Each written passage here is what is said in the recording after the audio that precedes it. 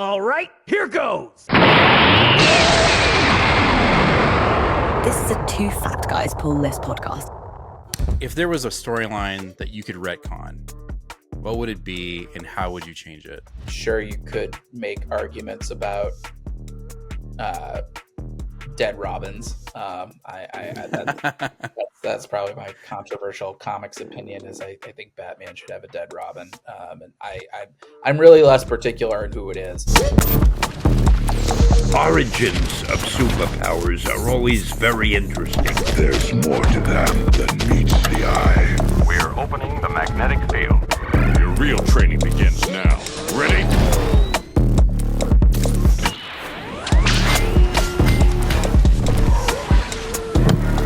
Stand by alert. What up, comic fam? I'm Jim. I'm Nate. And we are the Two Fat Guys Pull List, and you're watching our newest show, Secret Origin, where we interview comic book writers, artists, podcasters, and content creators to talk about the one thing that we all love, the one thing that brings us all together, and that's comics.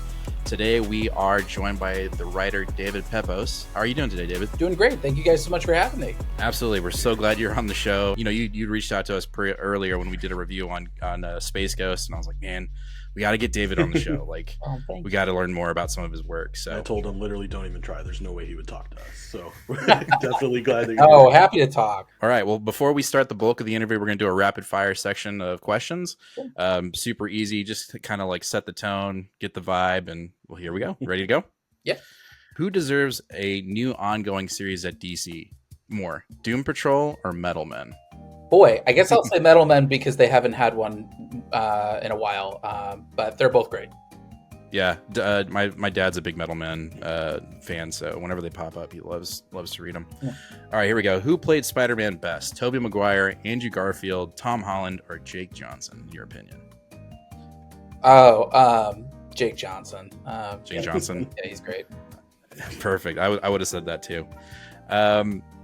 If at all, do you have time to read new comics when they come out?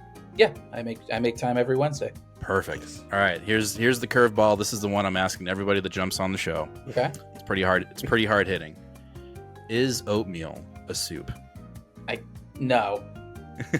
Okay. No, hey, that's if you tried to say that to somebody who hadn't heard the question, they would say no. So I'm going to go with that.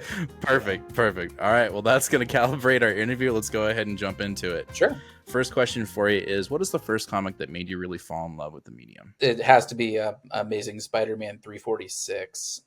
That was the first comic I got as a kid, and that really set the tone for me. That's Spider-Man versus Venom. Eric Larson drew it. You know, I was 4, I think, and it just kind of blew my mind. And there were a few others. There was the issue of Captain America where he fought the Ice Worm. I got that at the same time. There was an issue of Silver Surfer where it was Adam Warlock versus Drax. And then I got Infinity War #2, and I realized all these characters knew each other. And so, yeah, I at that point I was kind of a lifer. Those were the books that got me hooked. So heavy Marvel. Yeah, starting out, I mean, I got Untold Legend of the Batman as well. But yeah, the first comics I got were all Marvel books. And it wasn't until a little bit later that I started to kind of get into to Batman and Superman, and I think it was like Kingdom Come and Dark Knight Returns that I was kind of Morrison's JLA that really got me hooked on the DC side. You've had quite a journey from crime reporting to award-winning comics. How does your experience as a crime reporter influence your storytelling approach in comics? It's less of the crime element that really has kind of seeped into my work, as much as the newspaper side in general. That's really that taught me not to be afraid of a deadline or a blank page. It taught me that you just have to get something out there, ahead of your deadline. And it also kind of taught me how to write modularly. When you're writing for a newspaper, you have to kind of prioritize, like you have an inch count or a word count. And so you have to figure out, okay, what has to be in this, and then maybe you get a little bit more space for the online edition. So you're like, okay, like what are some stuff that we could add in that's supplemental? But also, you put something together and you realize like, oh, this is a nice quote, but it's like it's way too high up. So you got to kind of figure out, how do I bump this down a little bit lower, or vice versa. And so I do that a lot in my scripting, where I'll write a scene and I'll be like, oh, this is good, but it's like it's coming too early, it's coming too late, and so you kind of lop off the beginning and the end. You bring it a little higher up or a little lower down, and then you rework the transitions. So yeah, I think that has really kind of I think influenced a lot of the way that I write, in terms of just trying to be as flexible as I can and as resourceful as I can, while also trying to just kind of be as consistent and fast as possible. So you've written some really pretty big titles from the Marvel and Star Wars universe. How do you balance staying tuned with these established worlds and bring like a fresher perspective to characters like Moon Knight and Darth Vader? A lot of that comes from just like kind of knowing the characters. I am a big believer in doing research as much as I can, especially for licensed characters. Luckily, characters like Moon Knight or Darth Vader, I think I knew them pretty well, either by reading all the comics, or in the case of Vader, I think cultural osmosis. I think everybody has an idea of who Darth Vader is, and then I think but for like Space Ghost, for example, I wasn't as familiar with all the mythology when I took on that book, and so I watched all of the old episodes and took notes to really kind of get myself immersed in all that. And then I think, for me, I see it as, you take the landmarks of each of these characters, you take the bits of their personality or their concepts that stand out the most to you as somebody, as an audience member. And then I think, as being a creator, I think your own unique perspective is what you bring to the table. And so, for example, something like Moon Knight, uh, for me, his mental health and his perspective, that's, I think, a core part of what sets him apart from other characters. Is his dissociative identity disorder being like a big part of who the character is. So I've leaned into that whenever I've tackled Moon Knight, whether it was A Hard Day's Night and Moon Knight Black, White, and Blood, where that's four personalities walk into a diner and they have to figure out which one of them racked up which injury that night. Or City of the Dead, which that was set in a psychoactive realm, and so when you have somebody like Mark Spector, who his mental health has always been kind of a core part of the character. How does his unique history and his guilt and his redemption arc, how does that influence the world around him? So yeah, I think it's a matter of just kind of taking the bits of the character and then filtering it through what stands out to you and what can you add to it. And also, I think there's a degree that I don't think people talk about this enough. It's writing for the runway as well. I think writing, Darth Vader, say, for an ongoing series is a very different proposition than writing a 5-issue Darth Vader miniseries or writing a 11-page Darth Vader short. And so you kind of have to figure out, like, okay, how much runway do I have? And you really tailor your story and your scale and your ambitions based on that. You mentioned Space Ghost. What drew you to write such a classic character? For me, it's always about potential. Is there anything that I have to say about that character? For Space Ghost, when I was offered that book, I was kind of like, oh, there's a real rich mythology here that's never really been explored in depth in the comics medium. I had read Joe Kelly and Ariel Olivetti's Space Ghost miniseries from 2005. And I had read Future Quest from Jeff Parker and Doc Shanner, and even Future Quest Presents, which had a little bit of more focus on Space Ghost. Alex Toth is a legendary figure, the Jack Kirby of animation, and seeing all the amazing villains that he had introduced in Space Ghost, I was kind of like, oh, there's like a wide mythology to explore. So yeah, I saw a lot of potential. It also helped that when Dynamite approached me for this book, they had offered me a very generous runway. And so I was kind of like, yeah, like, the opportunity to do a long form series with a character that many people either don't know, or they have kind of a preconceived notion, like from Coast to Coast, or the Adam West inspired 60s era. It was kind of a fun opportunity to do something new with that character while still kind of honoring what's come before. So yeah, it seemed like a fun opportunity, and I felt like I had something to say about it. And yeah, having opportunities like that, you always want to try to grab onto it if you can.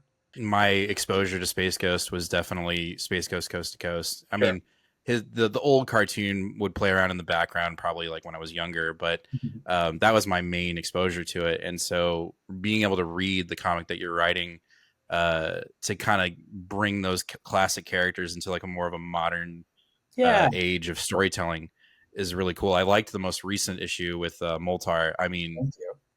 you know, like again, in Space Ghost, he's just kind of a one line punch, you know, joke or something like Right. that. But man, he was menacing in that issue. I loved it so much. Thank you. That was a really fun issue to write. And I think a book like that, it really has been the best of all worlds, where you're able to kind of do something episodic. You're able to kind of vary it up on an issue to issue basis, but also you're able to keep it very character driven. And so yeah, I mean that felt like a book where all the pieces came together exactly as they should. So it's been a real treat to write.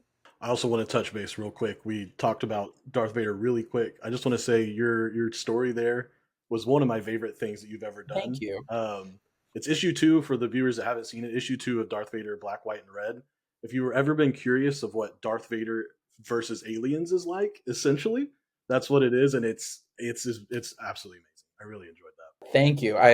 Nobody's more surprised than me that the licensor let me get away with it. that. Yeah. But I think that is also part of my approach. Is sometimes you're able to play with a character, and you never know if you're going to get another chance at this. I wrote a short with Peter Parker. I've written that short with Darth Vader, and it's kind of like, okay, if you only get one story with this character, what are you going to be happy with? And so, yeah, the idea of like Darth Vader versus Xenomorphs, I was kind of like, yeah, you know what? Nobody's ever going to be able to I don't know when they're going to be able to actually get that mashup official. So let's Right. do something kind of like that in Star Wars. So yeah, sometimes you just kind of you take the biggest, most fun swing you can, even with the runway you've got. And sometimes conversely, having a shorter runway, like with Vader, that lets you get away with stuff like that.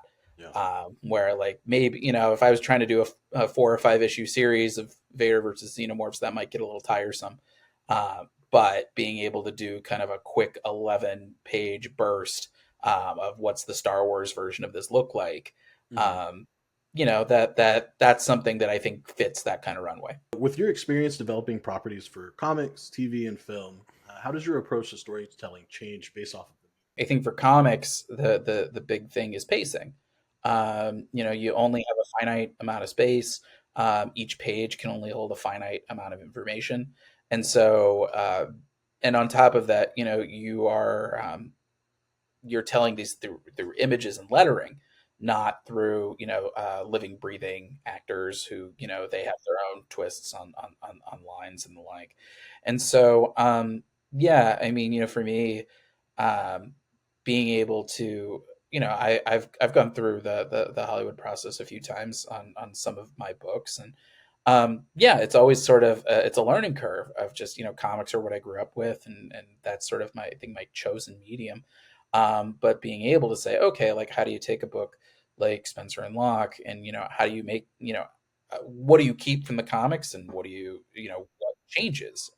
Because the comic is the comic, and a film is a film, and a TV show is a TV show, and it's I think the idea of making that a 1-to-1 adaptation, I think you're leaving a lot of opportunity on the table to try things and to speak to the strengths of the medium. And so yeah, I think comics it is all about I keep talking about writing for the runway, and that really is what comics is that every month you've got 20 or 22 pages, and that each page can fit at best usually 5 to 6 panels. Maybe you can throw in a 9-panel grid once or twice before your artist wants to kill you. That like you can only fit so much dialogue on a page before it starts to look all cluttered. and then you can only fit so many words per balloon before that starts to get, your eyes start to glaze over there. And and I think film and television, they've got their own pacing, and they've got their own constraints to work under. And particularly, budget, and how are you going to put all this together? Whereas comics, you're able to, be a little wilder with it, because you're lucky enough to work with really talented artists who are able to sort of, they do so much work in terms of design and just being able to do stuff that otherwise would cost, $1 million in a visual effects budget. They're all very different animals. But I think the thing I like most about comics is that there is kind of a garage band DIY mentality behind all of it. Even I think in the big leagues, at Marvel, is this is, I think, the only medium where you can bring together 4 people and make a comic. You got a writer and an artist and a colorist and a letterer, you're pretty well set. So yeah, I think I like how accessible that is. I like that comics are expensive, but like honestly, what you're able to do with that money in terms of a comic, I think feels so much more accessible and comprehensive. Whereas even to do a short film, you're spending the equivalent of what you would spend on an entire miniseries. And there's a lot of moving parts where you got to figure out the equipment, and you have to figure out locations and actors and costumes and all these moving parts. Comics, it really is very pure and streamlined. So it's definitely it's my favorite. You mentioned pacing when writing comics. I know we're kind of diverging from some of them, but that's something that me and Nate talk a lot about on the show. Just when we're reviewing books, sometimes you can kind of feel when the pacing is on and when it's off. When you're writing and you're collaborating, you're in this dance with 3 other people. How much of pacing kind of creeps into your mind when you're writing? Oh, it's probably like one of the number one things. Driving force. Yeah, because you have this many, you want to make sure that each chapter feels satisfactory enough that people will come back to read more. And so, how am I going to break this up? How is every chapter going to stand out? How is each one going to be interesting? It does become kind of an ongoing dance, though, because you write something, and then you hand it over to an artist, and your artist will kind of take their own spin on things. And so, lettering is such an important part of the process where, I get the artwork back and I do revisions on the script. And sometimes that's because, a line I wrote just doesn't work. Sometimes it doesn't fit anymore, based on the art. Sometimes, I've overwritten and I realize I can let the art do some more of the talking. I think it's an ongoing process, and it's one that I'm constantly kind of refining, because for me, I think I take a little bit of a maximalist approach to comics, in that I want to make sure that every issue feels like it's worth your time and money. I don't want to write for the trade. I think there's a whole variety of economics involved in the comics industry that mandates single issues, just in terms of cash flow and keeping publishers afloat. Also though, I think, having monthlies allows an audience to build over the span of many months. Whereas if you're doing just a standalone graphic novel, you kind of have one shot to get the thing, to get an audience. So yeah, I think a lot about the single issues of it all, and I want to make sure that I can fit in as much story as I can. I sometimes feel like I'm shoving in 10 pounds of story into a 5-pound bag. But I think that speaks to my approach. But that also means that's something that I always try to keep in mind, is like, I try to avoid overwriting. I try to cut things where I can. What you see on the page is often a streamlined version of what I've originally written.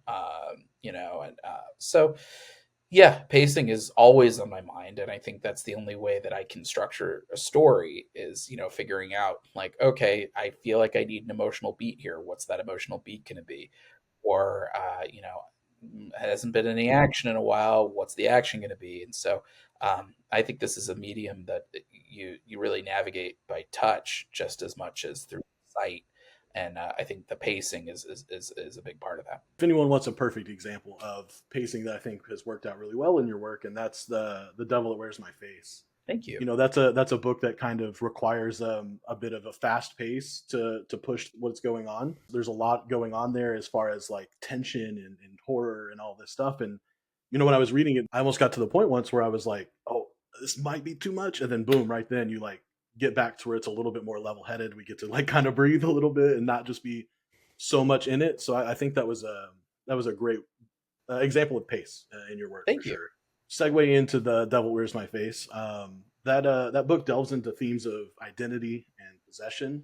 Can you tell us a story that might have been inspiration behind that? You know, every time I write a book, you know, I kind of check off like things that I've wanted to do, um, and usually though, whenever I finish a book, I add more things to the to-do list of just like, oh, you know, there's something cool that I've seen, or you know, there's an interesting story trick that I want to adopt.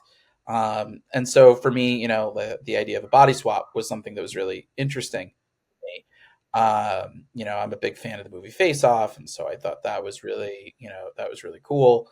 And so I'd wanted to do something like that for a long time, and I'd also wanted to do a horror book for a long time. I had never done a horror book before, and so you know, between those sort of two things, I realized there was some overlap. You know, that we could do kind of like a supernatural version of Face Off, and so yeah, that's kind of how that came together. Was Mad Cave Studios had been fans of my work for a long time. We'd been talking about possible projects to work on, and as we were kind of all batting ideas around the idea of this like supernatural Face Off, we were all very excited by it. And yeah, it was just kind of an ability to check some more things off my to-do list. You know, I think for me, mashup culture is a real big part of my creative process, where, you know, I take two things that I'm really excited by, and I kind of try to figure out what's the overlap here. And, you know, that's the space that I play in. So yeah, you know, Devil just kind of felt like the kind of book that I hadn't seen done elsewhere. And I figured it'd take me so long to do a horror book that this would be kind of a cool way to make a splash with that.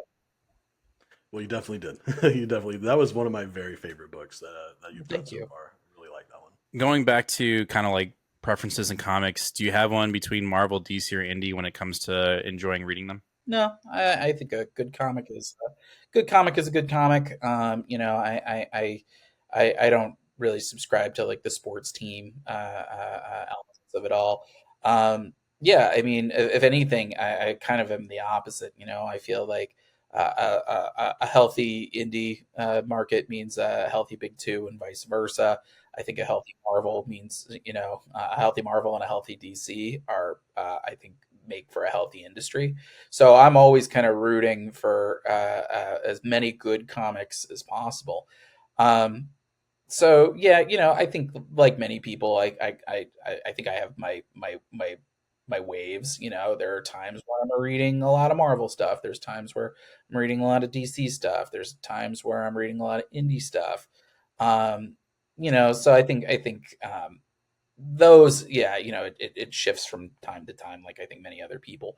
But I, you know, I think there's, you know, the only way that I kind of I describe it, you know, or think of it is, I think of DC as sort of classical, and Marvel is more like jazz, and then you kind of have like the this fun experimental side in the indie sphere, and it's nice to watch these things kind of cross pollinate.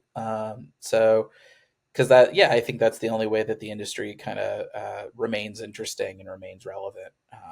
So yeah, I try to be pretty omnivorous with my reading, just to draw as much influence as I can from as many sources as possible. What are some of your favorite comic book writers and artists? And is there anyone that, you know, anything that makes them stand out to you? Yeah, there's plenty. You know, I think you know, so much of it often comes with, you know, what era you grew up in. You know, I think there's plenty that I love. There's Grant Morrison, their run on JLA, I think, is kind of the standard bearer for superhero team books. There's Devin Grayson, her run on Batman Gotham Knights is kind of like, I think, a Rosetta Stone for a lot of the ways that I write, where it's rooted in a lot of drama and character beats, and there's action as well, but very rooted in character. Jeff Johns, I love his concept work. The way that he kind of finds a way into characterization through a superhero concept. I think he did. I think that was a core part of his Green Lantern run, his Justice Society run, which I think is really underrated. Or his Justice Society of America run. Rick Remender, I love the way that he paces action. He's also got a real gift for dialogue that I strive to try to emulate. Those are the creators that kind of spring to mind offhand.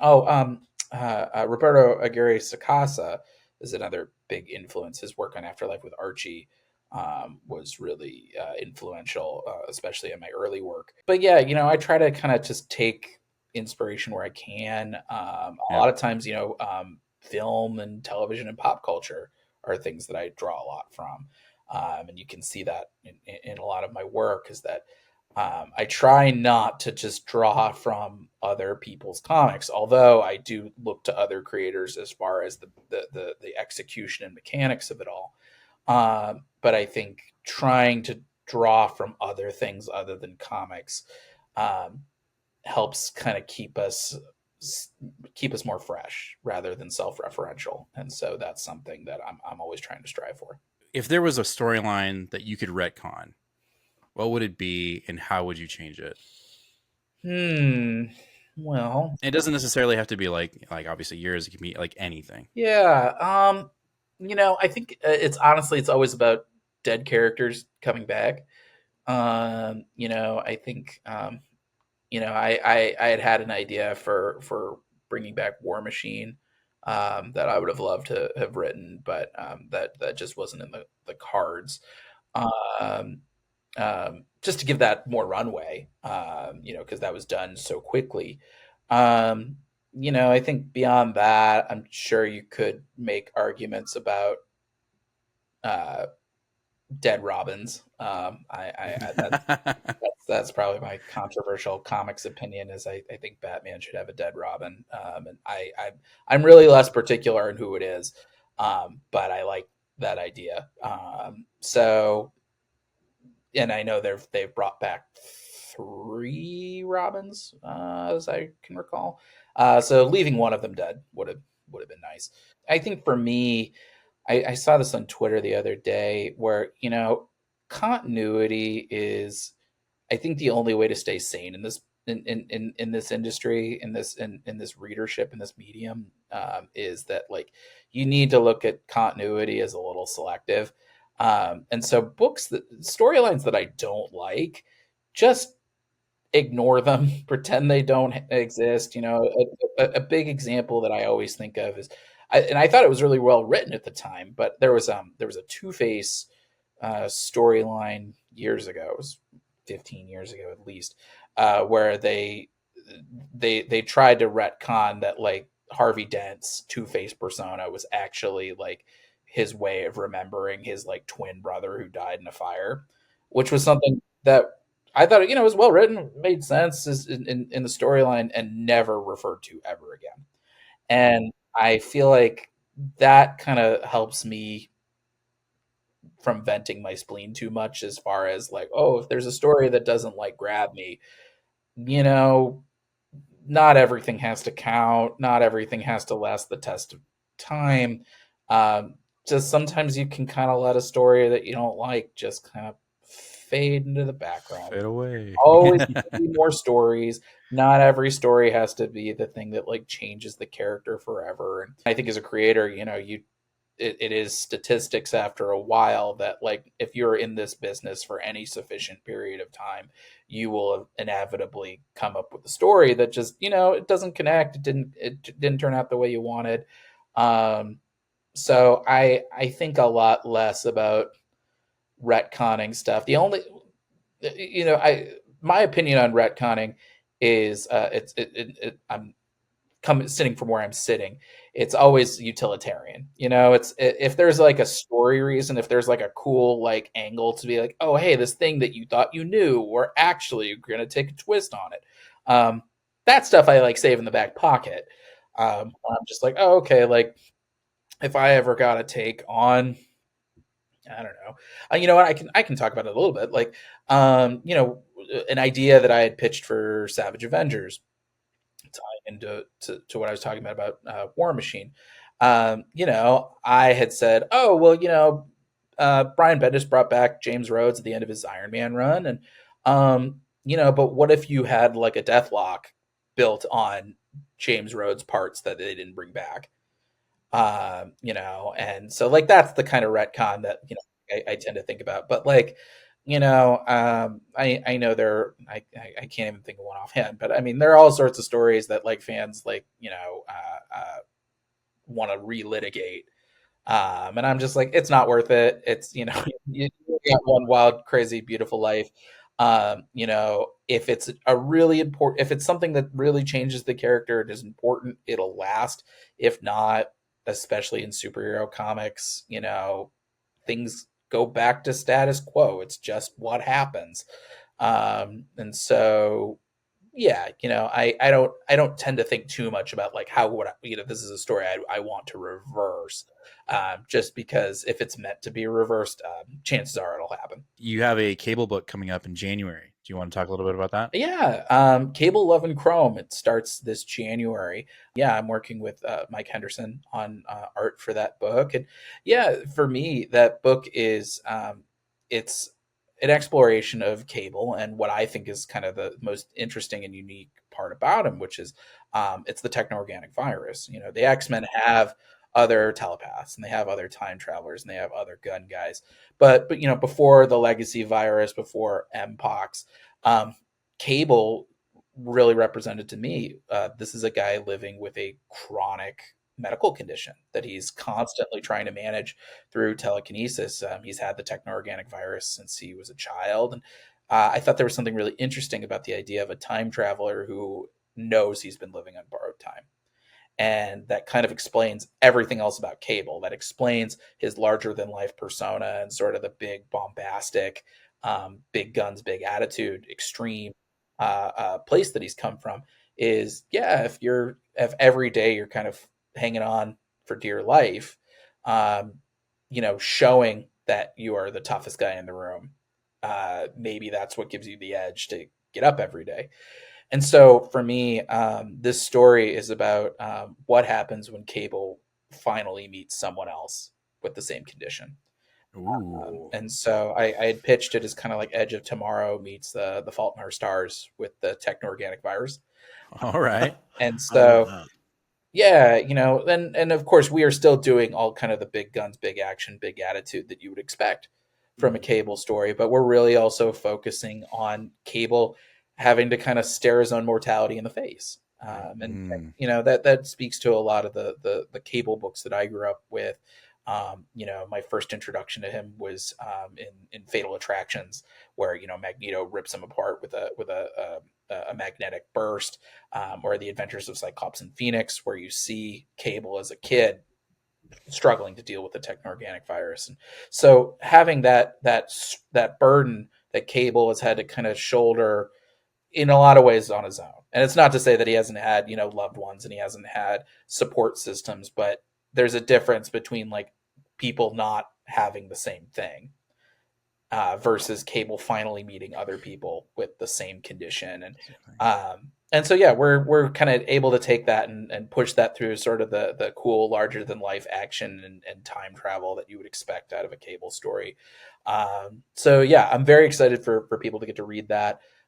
It comes out in January. You can tell your local comic shop to pre-order.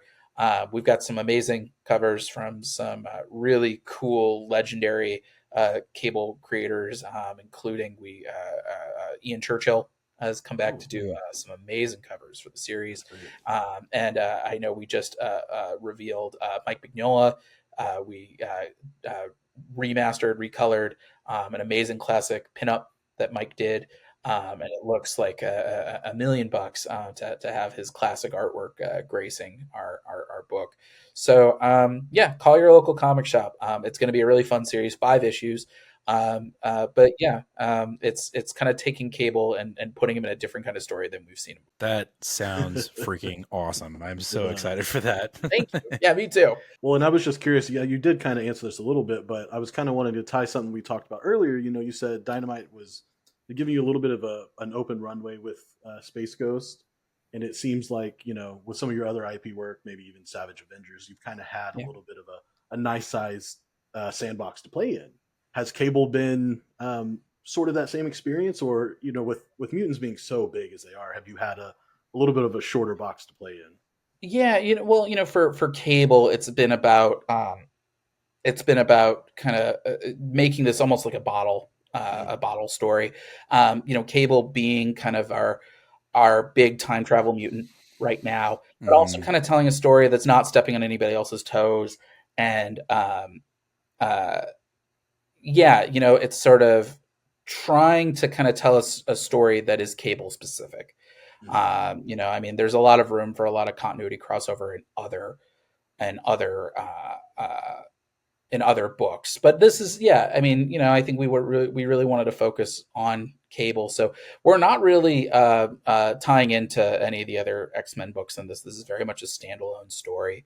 But I think that's been really cool. It's sort of let us kind of really focus on Cable as a character, and really kind of allow us to zero in on this particular storyline without having to kind of figure out where does this cross into continuity for some of the other books. It's almost a mutant tradition, right, to always be jumping back and forth to each other's books and stuff like that. But I think some of the best mutant stories we've ever had are when we get to focus on a character specific and not necessarily be tied down to everything else.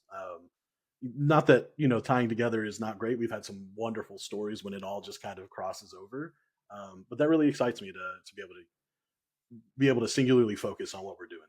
Looking ahead, are there any particular themes or stories that you haven't really tackled yet that you want to explore in your future work? For me, it's actually kind of the opposite. There are lots of themes that I like to revisit in my work. Stuff with found family, stuff with people kind of transcending their pasts, and finding redemption, or people kind of tapping into their deepest potential. I mean, I think beyond that, sometimes you find new themes that you like, but it's for me, it's usually it's concepts that I find myself gravitating towards, and usually I wind up revisiting the same themes in different angles. So I don't know if there's a specific theme that I haven't tackled yet, but I'm always open to discovering them. But yeah, I think beyond that, there are certain core themes that I tend to like revisiting in my work, and yeah, I think it's fun to kind of find new angles on those themes that I think feel very classic and timeless. So I love all your work. I've read pretty much every single issue. My personal favorites, though, have been your independent work, Scout's Honor particularly, and Devil Wears My Face. Sure. Do we have any more independent work that might be coming up pretty soon? Yeah. I actually just approved final pencils on a creator-owned book that's going to come out next year. I just got the green light on potentially another project with another horror book with Alex Cormack. So yeah, there's another creator-owned book of mine that we might have found a home for, fingers crossed. And of course the return of the OZ to Kickstarter, which we're aiming to do in 2025. So yeah, I mean, definitely, and knock on wood, we'd love to do a third volume of Spencer and Locke, when we get the rights back to that. So yeah, I think there's a pretty long to-do list in terms of my independent work, because yeah, I think that's what kind of keeps me sharp, for other work as well. So yeah, stay tuned. We're definitely more coming.